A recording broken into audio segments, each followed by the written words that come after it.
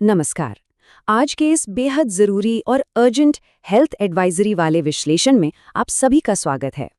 देखिए, आज हम जो बात करने वाले हैं ना, वो कोई आम जानकारी नहीं है, बल्कि एक डॉक्टर के नज़रिए से कहूँ तो ये सीधे तौर पर एक मेडिकल अलर्ट है। जैसा कि हम सब देख रहे हैं कि मौसम में कितनी तेज़ी से बदलाव आ रहे हैं, और आज यानी 25 मई से हम एक ऐसे फेज में एंटर कर रहे हैं जहां बाहर का माहौल हमारी सेहत के लिए एक सीधा और बहुत बड़ा खतरा बन चुका है। हम बात कर रहे हैं नौतपा की। तो चलिए एक क्लिनिकल एंगल से इस गंभीर स्थिति को डीकोड करते हैं और समझते हैं कि आखिर अत्यधिक गर्मी का ये समय शरीर पर कैसे असर डालता है और इससे बचाव के साइंटिफिक तरीके क्या हैं।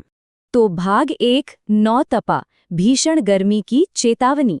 चलिए सीधा मुद्दे पर आते हैं और इसे गहराई से समझते हैं। अब जरा इस नंबर पर गौर कीजिए, 9।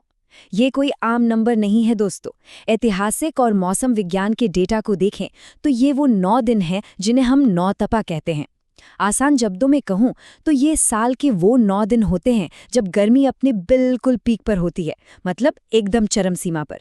अब एक डॉक्टर के नज़रिए से सोचिए, लगातार 9 दिनों तक शरीर का इतने एक्सट्रीम स्ट्रेस से गुजरना, ये हमारे बॉडी के टेम्परेचर कंट्रोल सिस्टम के लिए एक बहुत बहुत बड़ा चैलेंज होता है। इस खतरे की टाइमलाइन को समझना हमारे लिए बहुत ज़रूरी है।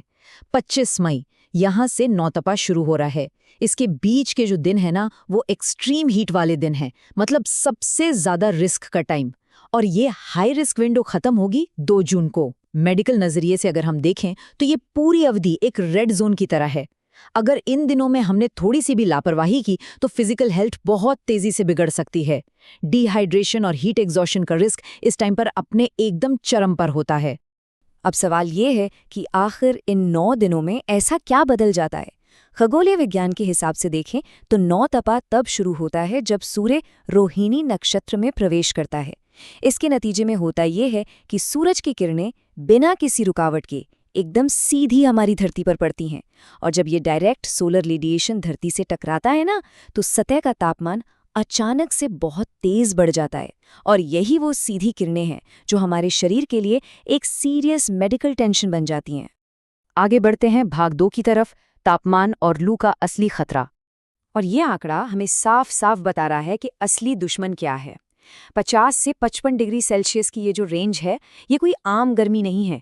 ये सीधे सीधे एक मेडिकल इमरजेंसी को बुलावा देने वाला तापमान है। जरा सोचिए, हमारे शरीर का नॉर्मल टेम्परेचर लगभग 37 डिग्री होता है, और जब बाहर का तापमान 55 डिग्री तक पहुंचने लगे तो शरीर खुद को ठंडा रखने की ताकत खोने लगता है।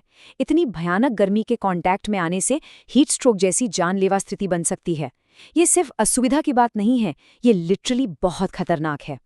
इस भयंकर तापमान के साथ एक और बड़ी मुसीबत आती है, वो है भयंकर लू या हीट वेव। और ध्यान रहे, लू कोई आम गर्म हवा नहीं है। ये झुलसा देने वाली इतनी सूखी और तेज हवा होती है कि कुछ ही मिनटों में शरीर की सारी नमी सोख सकती है। मेडिकल टर्म्स में बात करूं तो ये लू आपके शरीर का पूरा इलेक्ट्रोलाइट बैलेंस बिगाड़ कर रख देती है। ये सीधा आपकी स्किन, आंखों और सांस लेने की नली पर अटैक करती है। सच कहूं तो हमारी फिजिकल हेल्थ के लिए इस वक्त ये सबसे पहला और सबसे बड़ा रिस्क है। तो अब आते हैं भाग 3 पर, बचाव के उपाय और घर के अंदर रहने का सख्त निर्देश। अब मैं जो प्रिवेंशन और बचाव के तरीके बता रहा हूं वो बिल्कुल क्लियर हैं और इसमें कोई समझौता नहीं हो सकता। सबसे पहली और जरूरी सलाह, 25 मई से 2 जून के इस टाइम को पूरी तरह से इंडोर पीरियड मान लीजिए। बहुत जरूरी ना हो तो किसी भी हालत में घर से बाहर नहीं निकलना है। भयंकर लू के सीधे कांटेक्ट से बचें। घर के अंदर सेफ रहने के लिए अपनी खिड़कियों पर मोटे और थोड़े नम पर्दे लगा लें ताकि लू घर के अंदर ना आ सके। अपने ORS और इलेक्ट्रोलाइट्स का इंटेक बढ़ा दीजिए और बॉडी का टेम्परेचर कंट्रोल रखने के लिए ठंडे पानी का इस्तेमाल करते रहें। गंभीर रूप से बीमार पड़ने से बचने के लिए ये एक सख्त मेडिकल एडवाइस है। चलिए अब देखते हैं भाग 4, इस संकट के दौरान मानसिक शांति और आस्था का रोल।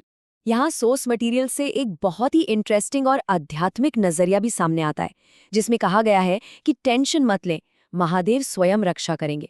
देखिए, जब भी इस तरह का एक्सट्रीम वेदर क्राइसिस आता है ना, तो आस्था और विश्वास बहुत से लोगों को एक गहरी मेंटल पीस यानी मानसिक शांति देते हैं। अब एक तरफ जहां घर में रहना और मेडिकल प्रिकॉशंस लेना बेहद जरूरी है, वहीं दूसरी तरफ पैनिक ना करना और मन को शांत रखना भी हमारी हेल्थ के लिए उतना ही इम्पोर्टेंट है।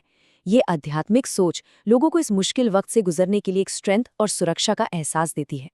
और इसी के साथ हम इस खास विश्लेषण के आखिर में आ गए हैं। तो एक डॉक्टर के नज़रिए से अब मेरा आपसे आखिरी और सबसे बड़ा सवाल ये है, क्या आपने अगले 9 दिनों के लिए घर के अंदर सुरक्षित रहने के सारे इंतजाम पूरी तरह से कर लिए हैं? क्या आपके पास पानी, ज़रूरी दवाइयाँ और घर को ठंडा रखने की पूरी तैयारी है? देखिए, 9 तपा की ये भीषण गर्मी वाकई कोई मजाक नहीं है। यही वो समय है जब आपको घर के अंदर रहना है और अपनी सेहत को टॉप प्रायोरिटी पर रखना है। इन 9 दिनों तक कोई भी कोताही मत बरतिएगा। इस विश्लेषण से जुड़ने के लिए आपका बहुत बहुत शुक्रिया। सुरक्षित रहें।